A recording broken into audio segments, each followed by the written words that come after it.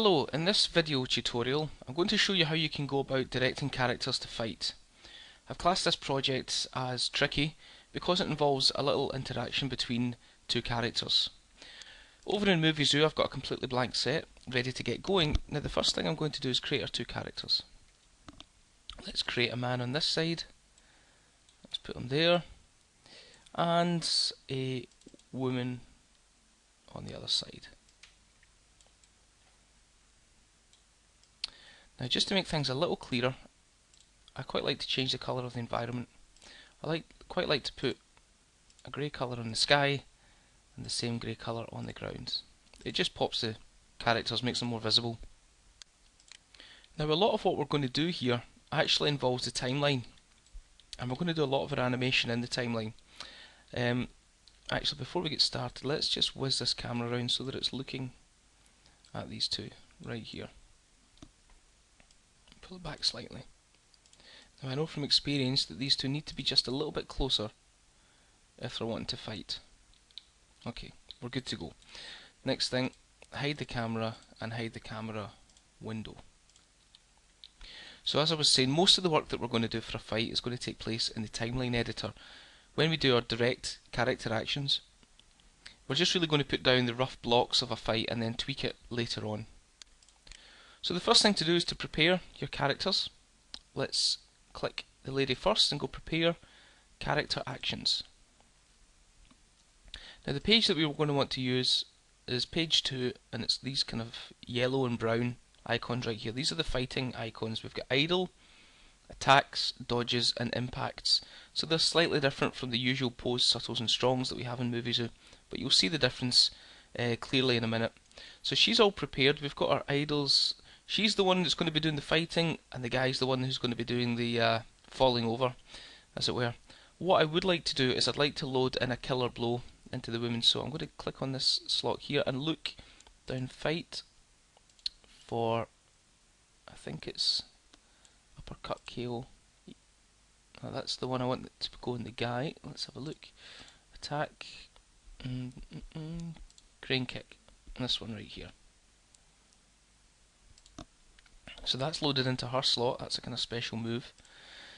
This guy, we're going to prepare him now. Let's go over here, and we're going to need to go to fight, miscellaneous, and find that uppercut KO.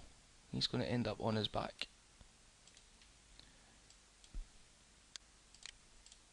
Of course, the other thing that we need to do with both characters is set their initial state to fighting, and likewise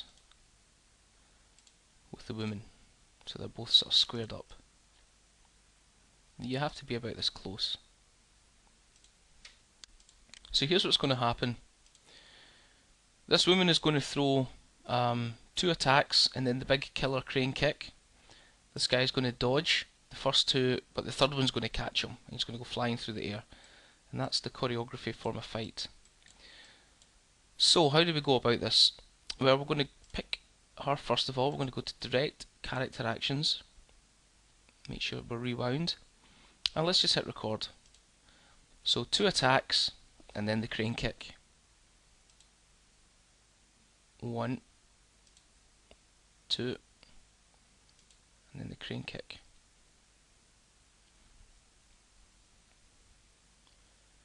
Okay, let's go back. Let's pick the guy now. We need to decide whether he's going to impact, in other words get hit by the kicks, or dodge them. I think it's more fun to see him getting hit, so let's record those. So we're going to have to record 2 impacts and then the knockout blow. Now I'm not worried about getting these spot on,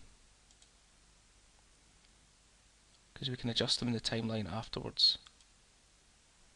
So you can see that we're all pretty much, they all disconnected and nothing quite matched, but that's okay.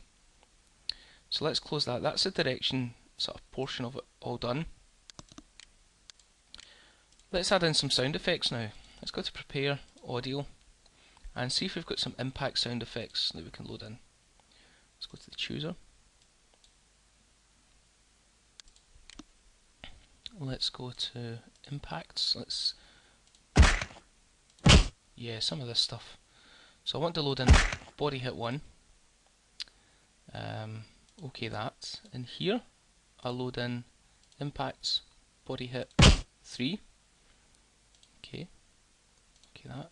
In here, I'm going to load in, I want a sound to play when the guy's body eventually hits the ground. So let's go to impact. Body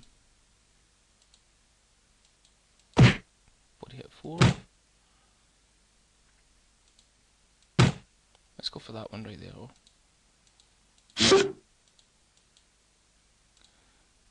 I'm missing one. Impacts. Okay. And okay, that. So we've got 2 body hits and then 1 for when he hits the floor. Let's go to direct.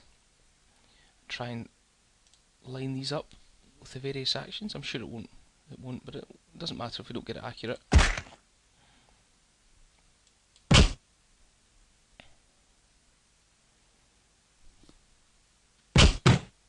Just like that.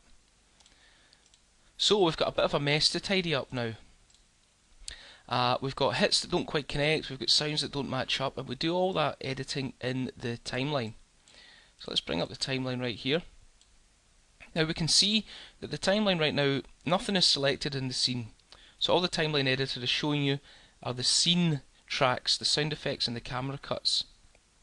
If we selected one of the characters, you can see that Anne is 3 impacts right here, and Ian's 3 impacts are right here. So we're going to try and line these up.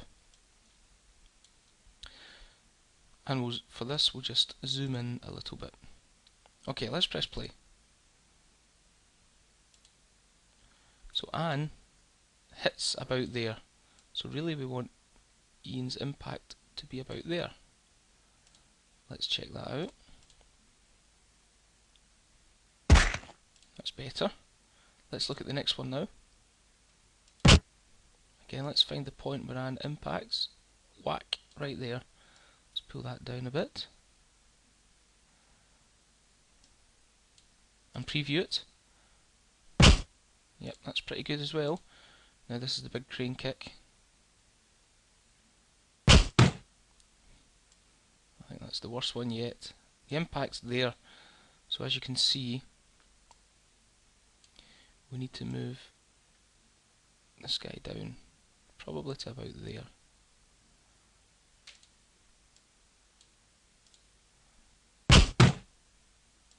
Good, right. Now what we need to do is sort out the sound effects. You can see underneath the hits we've got these sound effects, which we should really just line up like that, and like probably to about there. This third one is a little more difficult because we've got 2 sounds. We've got the hit of the impact plus the sound of the body landing on the floor. Let's find that point. Let's move this out of the way. Bash, right there. Now I'm not sure how well this captures on the video tutorial, but on my screen everything lines up. Let's have a look and a listen.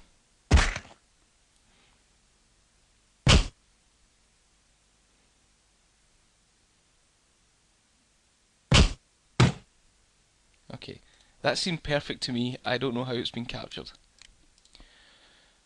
So we've pretty much got the action sorted out, but the scene lacks drama and it lacks sort of a dynamic aspect. Now we can change all that by choosing our camera cuts. View camera window. So right now we've got this rather boring one right here. Let's change the field of view somewhat and push this back. Now in true Hollywood style, we're going to pick a camera angles so that they're behind this person getting hit. There's our first camera, it's going to go right there. Our second camera is going to go around about here. And again, I just want to tighten the field of view a little bit.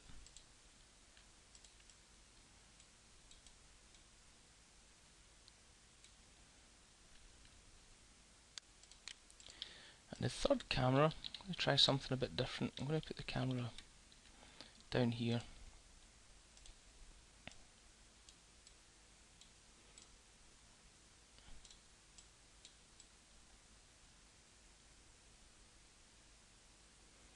Let's pull that back a little bit, widen its field of view.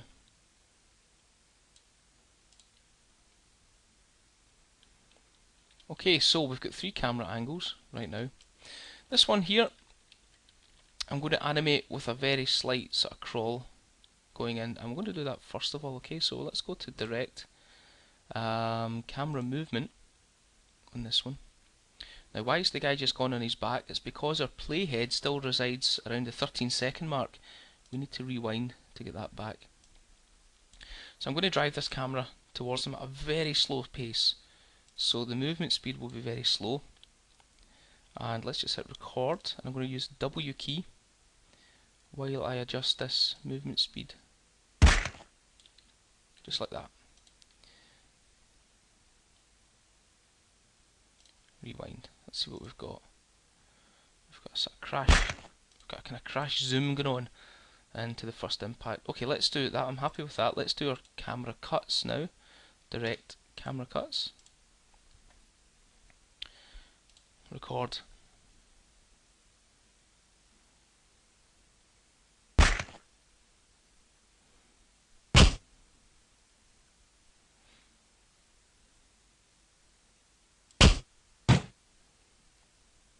Okay, let's watch that back. Sometimes if I've got my eye on this box and then this box in the timeline, I don't actually get to see what's going on. So we start off with a wide shot, it cuts right there. We stay close in for a couple of impacts, and then on the third one we get a sort of low angle cut. Just like that.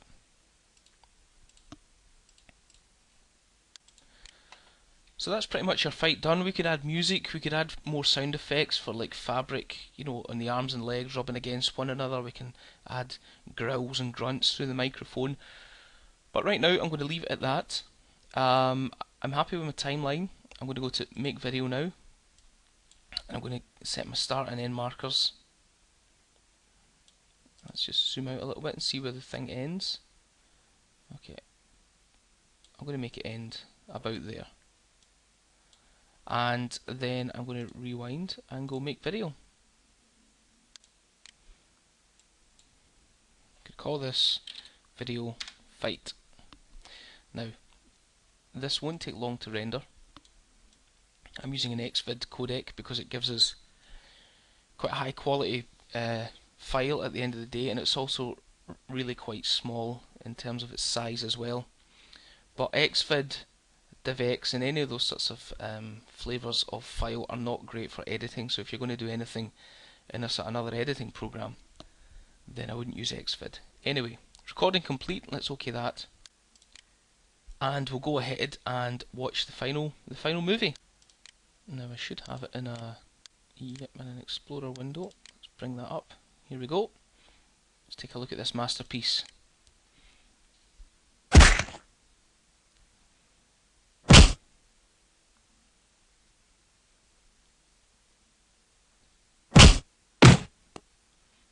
So there we go. Again, you could add head movement, eye movement, dialogue, everything else to give it an extra level of polish. But in terms of animating a fight, that's basically what you do. You get the actions roughly in place, you embellish it with camera cuts and sound effects, and then eventually you do your final tweak in the timeline.